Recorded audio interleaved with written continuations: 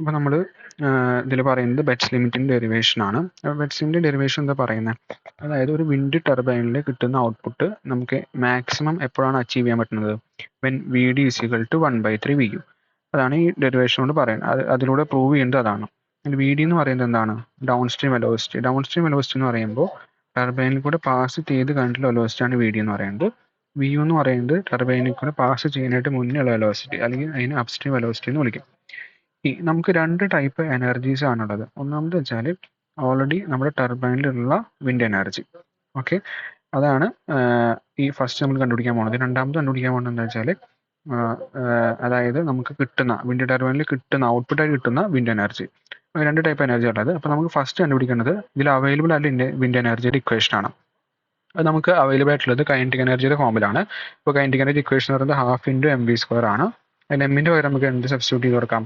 m = rho into A into capital V എന്ന് പറയുന്നത്. Raw എന്ന് പറയുന്നത് ഡെൻസിറ്റി, എ എന്ന് പറയുന്നത് ഏരിയ, വി എന്ന് പറയുന്നത് വെലോസിറ്റി. നമ്മൾ ഈ എമ്മിൻ്റെ വാല്യൂ ഈ കൈനറ്റിക് എനർജിയുടെ ഇക്വേഷനിൽ സബ്സ്റ്റിറ്റ്യൂട്ട് ചെയ്ത് കൊടുത്തു കഴിഞ്ഞാൽ നമുക്ക് എന്ത് കിട്ടും? k = ½ × rho into A into V into v². അല്ലെങ്കിൽ നമുക്ക് ഈ power available in the wind energy turbine നമുക്ക് എന്ത് റെപ്രസെൻറ്റ് ചെയ്യാം? PW ആയിട്ട് റെപ്രസെൻറ്റ് ചെയ്യാം. നമുക്ക് എന്ത് ഇക്വേഷൻ കിട്ടും? Raw into A into v³/2. ഇനി നമ്മൾ അപ്പോൾ അതങ്ങനെ ഇക്വേഷനായിട്ട് സബ്സ്റ്റിറ്റ്യൂട്ട് ചെയ്ത് വെച്ചിട്ട് കൊടുക്കാം. ഇനി അടുത്ത് നമ്മൾ കണ്ടുപിടിക്കാൻ പോകുന്നത് നമുക്ക് കിട്ടുന്ന ഔട്ട്പുട്ടായിട്ട് കിട്ടുന്ന വിൻഡ് എനർജിയുടെ ഇക്വേഷനാണ്.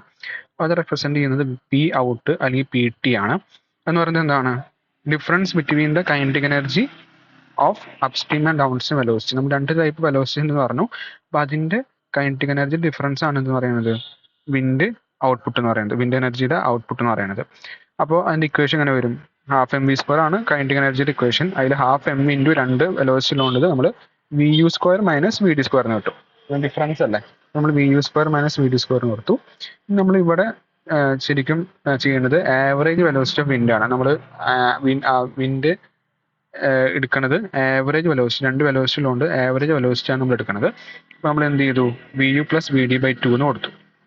ഇനി എന്ത് ചെയ്യുക? ഈ VU + VD/2 നമ്മൾ ഈ എമ്മിൻ്റെ ഇക്വേഷൻ ഉണ്ടല്ലോ, rho into A into V എന്ന് കിട്ടിയിട്ടുള്ള ഇക്വേഷൻ, അതിലേക്ക് നമ്മൾ സബ്സ്റ്റിറ്റ്യൂട്ട് ചെയ്ത് കൊടുക്കുക. സബ്സ്റ്റിറ്റ്യൂട്ട് ചെയ്ത് കൊടുത്തെങ്കിൽ നമുക്ക് എന്ത് കിട്ടും? Raw into A into VU + VD/2 എന്ന് കിട്ടും. ഓക്കെ, ഇനി ഈ എമ്മിൻ്റെ വാല്യൂ നമ്മൾ ഏതിൽ സബ്സ്റ്റിറ്റ്യൂട്ട് ചെയ്യുക? നമുക്ക് നേരത്തെ കിട്ടിയിട്ടുള്ള ഈ PTയുടെ ഇക്വേഷൻ ഉണ്ടല്ലോ, PT = 1/2 m × VU² - VD². അപ്പോൾ അതിൽ നമ്മൾ സബ്സ്റ്റിറ്റ്യൂട്ട് ചെയ്ത് കൊടുക്കാം. സബ്സ്റ്റിറ്റ്യൂട്ട് ചെയ്ത് കൊടുത്താൽ നമുക്ക് എന്ത് കിട്ടും? Rho 1/2 into rho into A into എമ്മിൻ്റെ വാല്യൂ. എമ്മിൻ്റെ വാല്യൂ നമ്മൾ എമ്മിൻ്റെ അല്ല, എമ്മിൻ്റെ വാല്യൂ ആണ് rho into A into VU + VD/2 എന്ന് പറയുന്നത്. ഇനി VU² - VD². നമ്മൾ എന്ത് ചെയ്യുക? ഈ /2 എന്നുള്ളത് ഇങ്ങോട്ട് കൊടുക്കുക. അപ്പോൾ 1/4 കിട്ടും. റോ എ ഇൻറ്റു ഇവിടെ നമ്മൾ ജസ്റ്റ് സിംപ്ലിഫിക്കേഷൻ നടത്തി വെച്ചാൽ ജസ്റ്റ് ഈ ബ്രാക്കറ്റ് ഓപ്പൺ ചെയ്തിട്ട് മൾട്ടിപ്ലൈ ചെയ്യുക. അപ്പോൾ നമുക്ക് VU³ - VU VD² + VD VU² - VD³ എന്ന് കിട്ടും. ഓക്കെ, അത് നമ്മൾ പിന്നെ നമുക്ക് എന്താ വെച്ചാൽ നമുക്ക് ക്വസ്റ്റ്യനിൽ എന്താ ഉള്ളത്?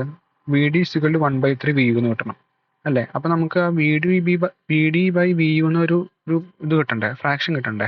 നമ്മൾ എന്ത് ചെയ്തു? ഇതിൽ VU³ നമ്മൾ പുറത്തേക്ക് എടുത്തു. VU³ പുറത്തേക്ക് എടുത്തു കഴിഞ്ഞാൽ ഫസ്റ്റ് ടേമിൽ 1 കിട്ടും, പിന്നെ VD/VU² കിട്ടും, പിന്നെ VD/VU എന്ന് കിട്ടും, പിന്നെ VD/VU³ എന്ന് കിട്ടും. ഓക്കെ, നമ്മൾ അസ്യൂം ചെയ്യുകയാണ് ഈ VD/VUവിനെ നമ്മൾ കാൽക്കുലേഷനൊക്കെ എളുപ്പമാക്കാൻ വേണ്ടിയിട്ട് VD/VUക്ക് നമുക്ക് എക്സ് സബ്സ്റ്റിറ്റ്യൂട്ട് ചെയ്ത് കൊടുത്തു. അപ്പോൾ നമുക്ക് എന്ത് കിട്ടും? 1/4 into rho into A VU³ into 1 - x² + x - x³. Okay, ഇനി നമുക്ക് ഇതിൽ ചെറിയൊരു സബ്സ്റ്റിറ്റ്യൂഷൻ കൊടുക്കാണ്ട്. അതായത് നമുക്ക് ഓൾറെഡി PWയുടെ ഇക്വേഷൻ എന്തായിരുന്നു? റോ എ ഇൻറ്റു PQ/2 എന്ന് നമ്മൾ ഓൾറെഡി എടുത്തു വെച്ചിട്ടുണ്ട്. അപ്പോൾ അത് നമ്മൾ ഇതിൽ സബ്സ്റ്റിറ്റ്യൂട്ട് ചെയ്യുക, ഇതിൽ സബ്സ്റ്റിറ്റ്യൂട്ട് ചെയ്യുക PTയുടെ ഇക്വേഷനിൽ. അപ്പോൾ നമുക്ക് 1/2 റോ എ V³ എന്ന് കിട്ടുമല്ലോ. അപ്പോൾ അതിന് നമുക്ക് എന്ത് എഴുതാം? PW എന്ന് എഴുതാം. ഓക്കെ ആണല്ലോ? ഇപ്പോൾ PW ഉണ്ട്, പിന്നെ ബാക്കി ഒരു /2 കൂടി ബാക്കിയുണ്ട്. അപ്പോൾ അതൊന്ന് എഴുതാം, PW/2 എന്ന് എഴുതാം.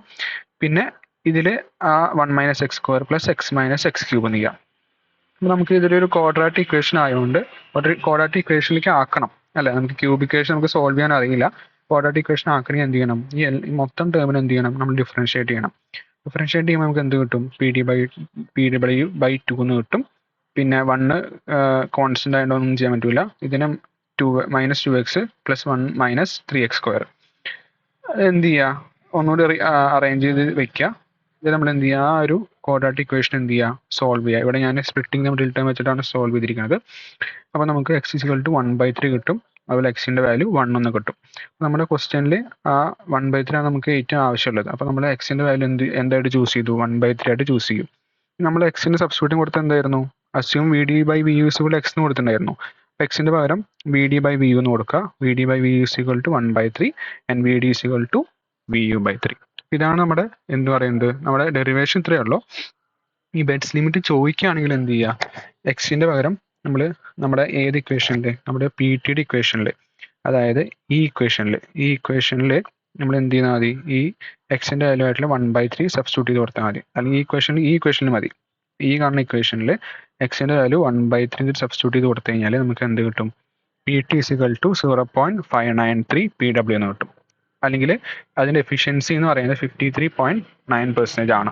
അപ്പോൾ ആ ഒരു വാല്യൂവിനാണ് നമ്മൾ എന്ത് പറയുന്നത്, ബെഡ്സ് ലിമിറ്റ് എന്ന് പറയുന്നത്. ഇനി നമ്മൾ പവർ കോഎഫിഷ്യന്റ് കണ്ടുപിടിക്കുകയാണ്. CP = power from wind divided by power available in wind. അല്ലെങ്കിൽ നമുക്ക് എന്ത് പറയാം, PT / PW എന്ന് പറയാം.